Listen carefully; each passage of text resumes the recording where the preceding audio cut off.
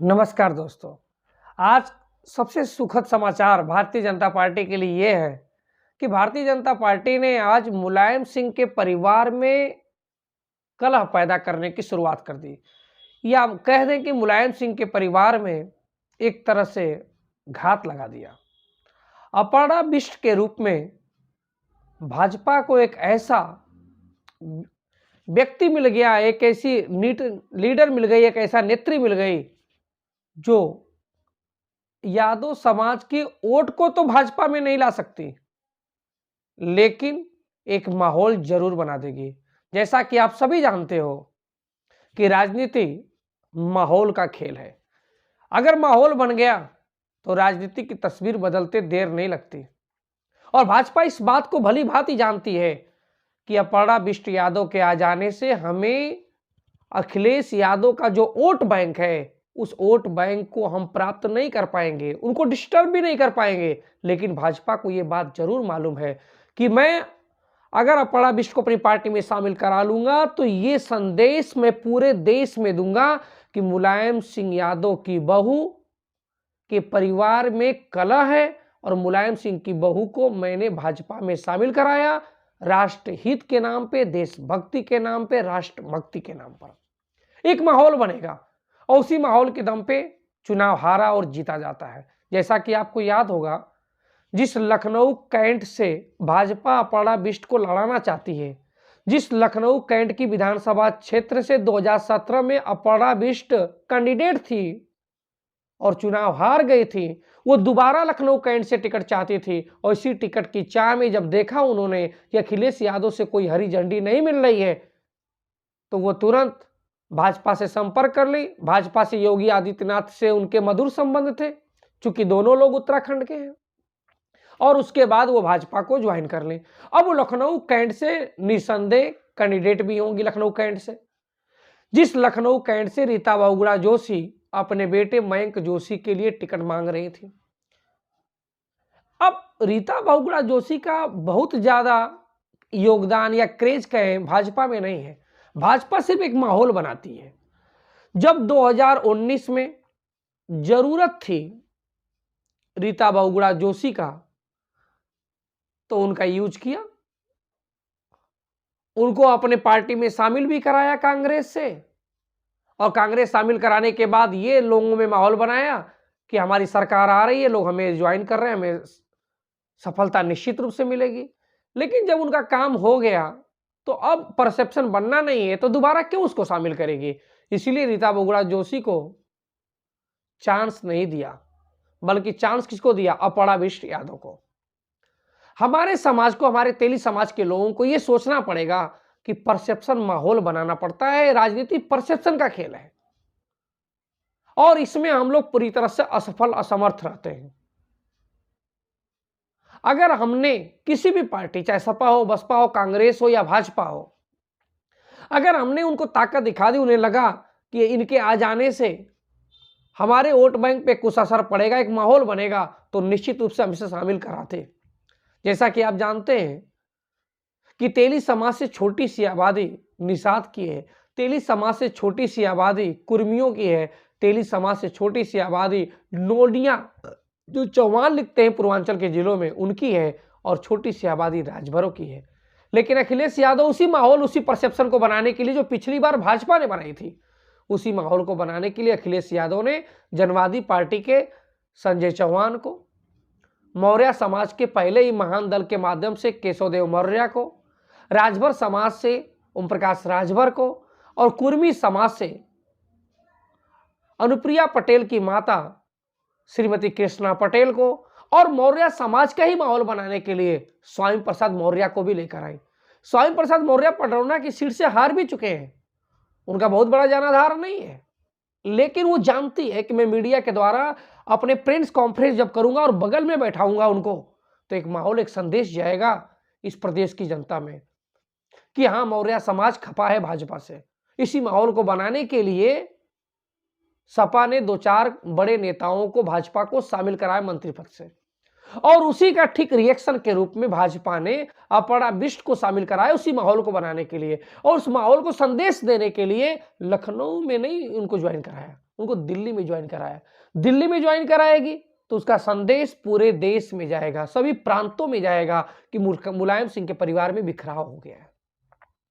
चूंकि अपना बिष्ट की अपनी महत्वाकांक्षा है, अखिलेश यादव की अपनी महत्वाकांक्षा है, स्वाभाविक बात है दोनों एक साथ नहीं रह सकते थे और उसी का फायदा भाजपा ने उठाया है। लेकिन हमारे समाज को यह सोचना पड़ेगा कि अगर हम भी चुनाव से पहले परसेप्शन बना लेते तो किसी भी पार्टी के दरवाजे पे हमें चिरौरी नहीं करना पड़ता, हमें गिड़गिड़ाना नहीं पड़ता, हमें सिफारिश नहीं करनी पड़ती। ताव से जाते और 10 लोगों की लिस्ट देते, हमारे 10 लोगों के समाज के लोगों को वोट दो, टिकट दो, नहीं तो बहिष्कार कर देंगे। सिर्फ माहौल बना देते, पूरा टिकट हो जाता। लेकिन क्या आप बताइए मुझे, क्या समाज के इतने बड़े नेता सब बनते हैं, क्या किसी ने एक पीसी तक की है? क्या किसी ने एक प्रेस कॉन्फ्रेंस तक किया है? क्या किसी ने किसी भी कार्यालय के सामने होर्डिंग लगाई कि अगर टिकट नहीं तो बहिष्कार है वोट का? क्या किसी ने पुतला दहन किया, पुतला जलाया? नहीं किया ना। कभी देखा क्या आपने? जब किया ही नहीं तो आप आशा और अपेक्षा क्यों रखते हो? तो ये गलत होगा ना। बिना किए कैसे आपको कुछ मिल जाए भाई? तो आपने जब करने का समय था तो किया नहीं और आस लगाए बैठे हो और मिल कुछ नहीं रहा है, ना मिलेगा। क्योंकि जो माहौल बनाना होता है वो माहौल आप नहीं बना पाए, वो माहौल नहीं बना पाए। ना तो सपा में माहौल बना पाए, ना तो भाजपा में बना पाए, ना तो बसपा में बना पाए, ना तो कांग्रेस ने बना पाए। इसीलिए सब किनारे कर दिया आपको। तो लोग कहते हैं कि विकल्प क्या है, विकल्प क्या है, और कुछ लोग बार बार कमेंट भी करते हैं कि हमारे तो नेता आदरणीय प्रधानमंत्री श्री नरेंद्र मोदी हैं। अरे यार ये बताओ, जाति का नेता होना अलग बात है, समाज का नेता होना अलग बात है। मेरे शब्दों पे ध्यान दीजिएगा। जाति का नेता होना अलग बात है, समाज का नेता होना अलग बात है। अब भाजपा कहे कि मेरे पास भूपेंद्र यादव के रूप में नेता है, तो क्या भूपेंद्र यादव यादव का नेता है क्या? क्या भूपेंद्र यादव ने यादव के लिए कुछ किया है क्या? नहीं ना।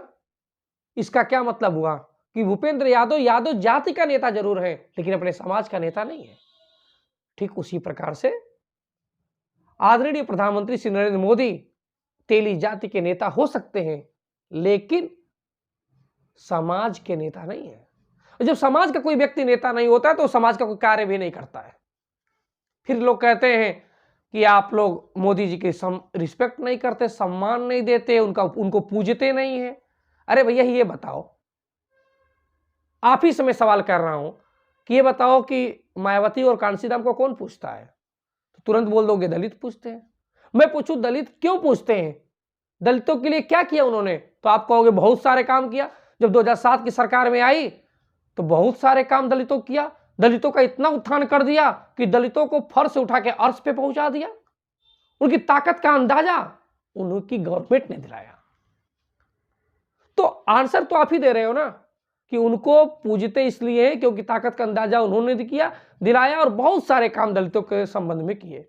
उसी तरह से आपको मालूम होगा 90 के दशक से पहले, 90 के दशक से पहले पाल और गडेरिया दोनों बराबर लेवल पे थे। पाल और गडेरिया एक होते थे, एक भेड़ चलाता था, एक गाय चलाता था। लेकिन जब समाजवादी पार्टी की स्थापना हुई उसके बाद मुलायम सिंह यादव ने यादव का स्तर कितना ज्यादा उठा दिया। अब आप कहोगे कि यादव तो मुलायम को देवता की तरह पूजते हैं। क्यों नहीं पूजेंगे भाई? जब पावर में, जब शासन में, जब शक्ति मिली उन्हें तो उसका सदुपयोग अपने समाज को उठाने में, उत्थान में किया कि नहीं किया? जितने भी प्राइवेट डिग्री कॉलेज है, प्राइवेट यूनिवर्सिटीज हैं, या कहीं ऑफिस में चले जाइए, किसी पुलिस डिपार्टमेंट में चले जाइए, आर्मी में चले जाइए, जहां जाइए, पॉलिटिकल रूप से जाइए, हर जगह यादव दिखते हैं कि नहीं दिखते हैं? क्या उन्होंने स्ट्रांग किया कि नहीं किया? जब अपने समाज के लिए किया तो क्या उनका समाज उनका इज्जत नहीं करेगा? बिल्कुल करेगा। तो यादव इसलिए इज्जत करते हैं मुलायम सिंह यादव की कि मुलायम सिंह यादव ने अपने जाति के लिए किया तो समाज के नेता बन गए। मायावती ने किया तो दलित समाज के नेता बन गए। क्या मोदी जी ने तेली जाति के लिए कोई विशेष कार्य किया क्या, जैसे कांशीराम ने किया, मायावती ने किया या मुलायम सिंह यादव ने किया? जब किया ही नहीं, कुछ बताने को है ही नहीं, तो वो जाति के नेता भले हो सकते हैं लेकिन समाज के नेता नहीं है। इसी वजह से पूरा समाज एक साथ उनके सामने नतमस्तक नहीं हो पाता। समझ रहे हैं ना जनाब?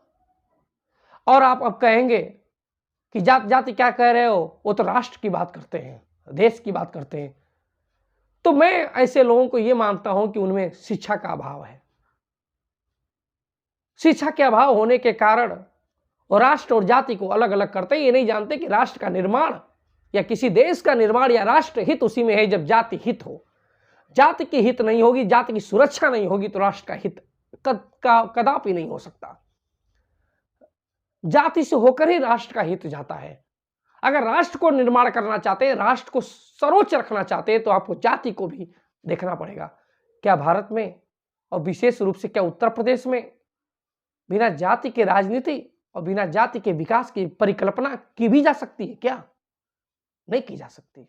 इस वजह से मैं कहता हूं कि बिना जाति का विकास हुए, बिना समानता लाए, बिना सामाजिक न्याय किए आप राष्ट्र का निर्माण नहीं कर सकते, राष्ट्र का हित नहीं कर सकते। तो राष्ट्र का हित अगर आप करना चाहते हैं, आप चाहते हैं कि राष्ट्र का हित हो, तो आपको जाति का हित करना पड़ेगा, सबको समान अवसर देना पड़ेगा और तेली जाति की भी सामाजिक, शैक्षिक, राजनीतिक हिस्सेदारी देनी पड़ेगी और उनके आगे ले जाना पड़ेगा। आपको ये करना पड़ेगा। नहीं करेंगे तो आने वाला समाज रोएगा, बिलखेगा, जैसे हम रो रहे हैं, बिलख रहे हैं।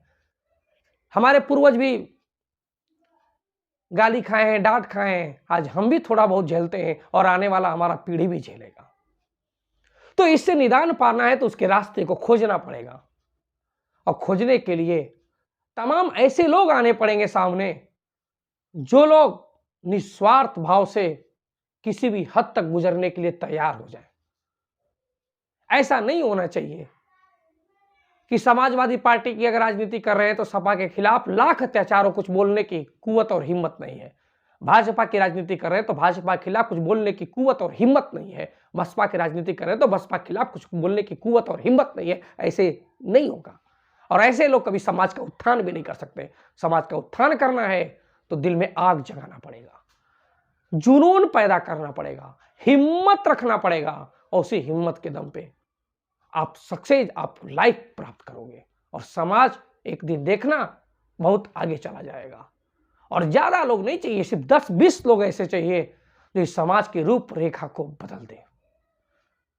मैं उम्मीद करता हूं कि निश्चित रूप से कभी ना कभी मुझे या अन्य लोगों को 10-20 लोग ऐसे जरूर मिलेंगे जो इस देश की रूपरेखा को, इस देश की, इस प्रदेश की राजनीति को बदल दे।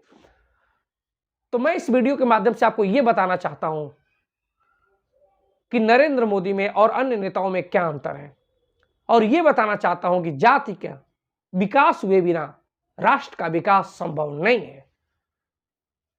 और नए वीडियो जब मैं बनाऊंगा तो उसमें बताऊंगा कि इसका विकल्प क्या है।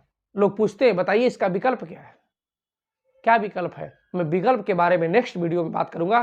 तब तक के लिए धन्यवाद। जय हिंद, जय तेली समाज।